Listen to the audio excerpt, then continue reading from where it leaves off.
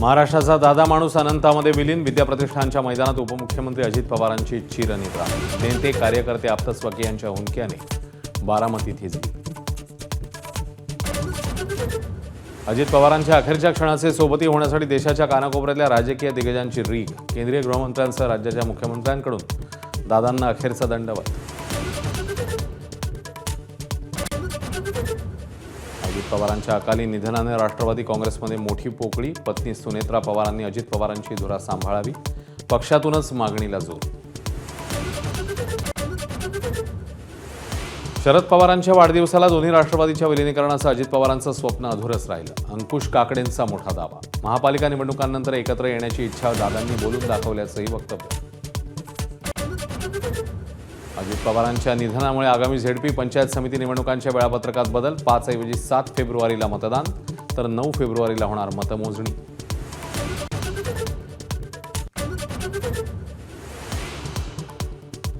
सोन्या चांदीच्या दरातील नवनवे विक्रम थांबता थांबेना. चांदी किलोमागे 4,05,000 तर सोनं 1,82,000 रुपये तोळा.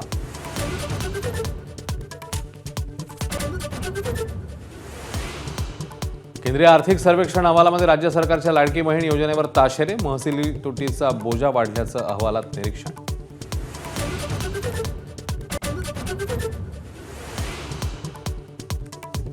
यूजीसीच्या नव्या नियमावलीला कोर्टाची स्थगिती. 2012 मध्ये नियम कायम राहणार. केंद्र आणि यूजीसीला नोटीस.